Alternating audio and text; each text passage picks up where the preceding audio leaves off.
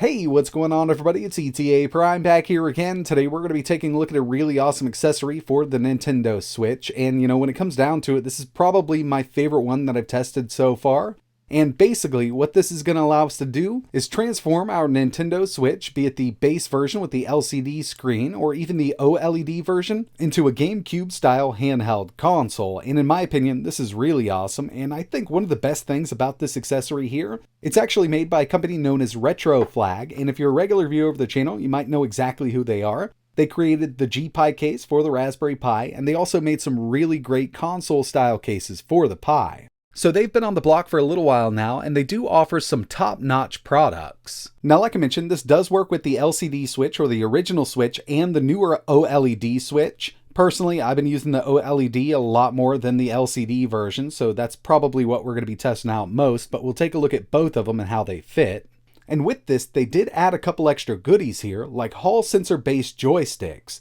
So if you're not familiar with this technology, basically instead of using a physical connection with the analog stick, it uses a magnetic field, so we don't have to worry about stick drift down the road, and we get a more accurate analog stick or a more accurate joystick. And luckily, they use the full-size Gillikit Hall sensor analog sticks instead of the Switch style, which are a bit smaller, so we do get a really nice analog feel here with both of them.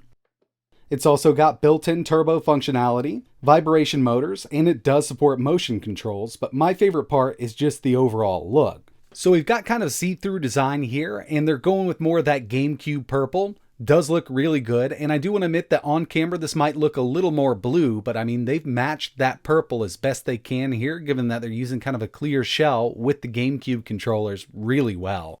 To the naked eye, this is definitely purple, and it looks absolutely amazing. I've tried several different cameras to try to kind of capture the real color. It's just really hard to do so. But yeah, as you can see, we've got that GameCube layout, C-stick over here on the right-hand side, and we've got those larger face buttons. These are using conductive pads behind them, along with the D-pad. And the D-pad is a little oversized when you compare it to other controllers on the market, but it works very well, and we will get into some fighting games to test this out by the end of the video. But I've had a chance to test this thing out for the last 5 days, and to tell you the truth, it's really going to be hard for me to go back to Joy-Cons on my Switch. One of my big peeves with the Joy-Cons is, they do get a bit loose, and with the stock Joy-Cons, we do have that separated D-pad. And in my opinion, it's just not great for fighting games. I mean, you can always get used to it, but nothing beats a really good D-pad, and this thing definitely has one. Now, one thing I'd love to see changed maybe in the future on a second revision, maybe for like the Switch Pro or Switch 2, is the inclusion of analog triggers. Unfortunately, this does not have linear triggers, so these are either on or off. But yeah, getting this set up with your Switch is actually really simple, and we're going to start out here with the LCD Switch, or the older model of the Switch. And this new RetroFlag controller actually works over USB, so it's going to plug directly into the USB Type-C port on your Nintendo Switch, so we don't have to worry about any kind of latency over Bluetooth. And yeah, it does support PD fast charging, so while this is all hooked up, we can still charge the Switch at its maximum current. And since this new controller is working over USB, it's kind of using the same protocol as the Switch Pro controller, so there is one setting that we need to turn on from the settings on the Switch itself.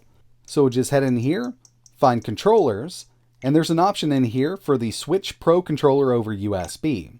Now keep in mind, this doesn't have NFC built in, it's going to totally disable it. So unfortunately, using Amiibos with this new controller is kind of out of the question. And really, I've been using this a lot with the OLED Switch. I've already got that setting enabled, but just keep in mind, from the settings, you will need to enable that Pro controller over USB in order for this to work. So this is going to slide right down inside of the new controller. Obviously, we need to remove the Joy-Cons.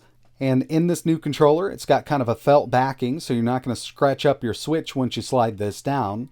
But both of these do fit perfectly in here. And the Switch is actually going to send power to the unit itself, so we don't have to worry about charging up a battery or anything like that. And since we're connected over USB, no latency at all. But it's automatically going to start working as long as you've enabled that Switch Pro over USB from the settings. And yeah, I mean, it works out really well here. We've also got that home button, a dedicated screenshot button, and a turbo/swap button. So we can actually set this up so any button on here will work as a turbo button, and we can also swap out buttons on the fly. And really, the overall ergonomics here with this new controller are excellent. Definitely a lot more comfortable, at least in my opinion, than using regular Joy-Cons. There's just a lot more to grab onto.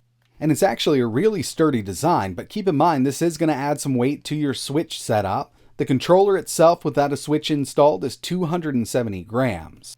Now obviously this works with the original LCD Switch, but the way I want to go with it is with this OLED Switch. We just get a lot more screen here and just an overall better screen. So yeah, we'll just slide this one back out. And to tell you the truth, the OLED Switch does kind of slide in here a little easier. Now on both of them you don't have to add any force at all. It'll just kind of lock right down in there. It'll plug right into that USB port, and we've got two little spring locks where the Joy-Cons usually go on the Switch that kind of keep this thing right in place. It's not going to come out if you turn this thing upside down or kind of swing it around a little bit. It's actually in here really nicely. But yeah, overall here, loving the feel. Buttons are awesome. Analog sticks are great. This D-pad is actually much better than I ever thought it would be. And I actually really love the look. Now obviously this is modeled after a GameCube controller, so let's go ahead and jump into some sunshine. Okay, so yeah, the C-stick here actually feels really good.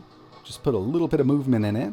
And yeah, I mean, having those Hall sensors here is really great. And you know, in 2022, we've seen a bunch of controllers and devices come to the market with these Hall sensor-based joysticks. And at least 99% of them are using the analog mechanism made by a company called Gillikit. They make the larger ones, which we have here, and they also have the smaller ones, which are on par with the size of the Switch Joy-Con analog sticks. I personally prefer the larger ones, and I mean, they work great with this controller here.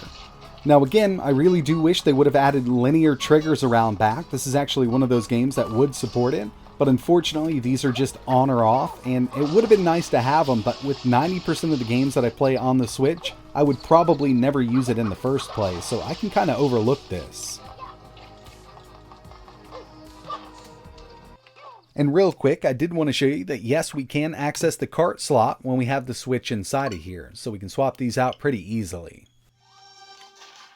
Pretty simple to use this turbo/swap button. Now if you just want to swap out buttons, all we have to do is hold both of the buttons that we want to swap. We're going to interchange those two buttons, and then we'll press the turbo/swap button. It'll give us a nice little vibration to know that it has swapped it out. And we've also got turbo functionality. So what we're going to do is hold the turbo button, press the button we want to enable turbo with, and there you have it. So with something like Metal Slug, I mean, as you can see, turbo's off, turbo's on now, and with this you don't even need to pick up a machine gun because this thing is rocking out.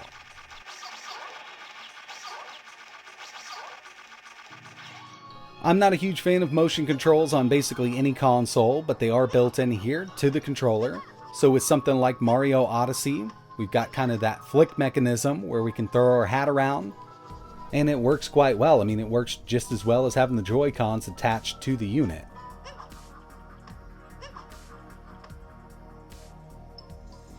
Now it's time to test this D-pad out, and you know, when it comes to the stock Joy-Cons, I just don't like them because of the separated D-pad.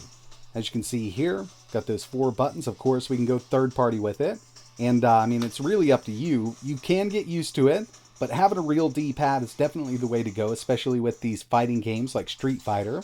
And on the Switch, they do offer a pretty extensive collection of Capcom fighting games. And this D-pad feels and works amazingly. RetroFlag has had some time to kind of perfect their D-pad, and they've taken everything they've learned from the G-Pi cases over here, and they kind of upsized it a little bit, but I'm not complaining about the size here. It is a bit oversized from something like an Xbox controller, but I really do like the way it's set up. We've got great feedback here from the conductive pads they're using, and it gives you a nice roll. I mean, it's got a little bit of movement to it. It's not a loose D-pad or anything like that. I think they did a great job with the way they've got this one set up. So yeah, I've been having a really great time with this new RetroFlag controller for the Switch. I love the color, great build quality, got some awesome features built in here, like that motion control. We've also got dual vibration motors, Hall sensors in the joysticks, and that turbo/swap button. I completely understand that the look might not be for everybody, but you know, if you were ever into the GameCube, this is an awesome little accessory to get for your Switch, and it is available on Amazon. And the price on this, as of making this video, is $49.99. If you're interested in picking one up, I will leave a couple links in the description. I'll also leave a link to RetroFlag's website, just so you can take a look at all of the features that are built in here. But if you're looking for something different for the Switch, then this is something that I could definitely recommend. But that's going to wrap it up for this one. Let me know in the comments below what you think about the design here. Is this something you're interested in picking up? And like always, thanks for watching.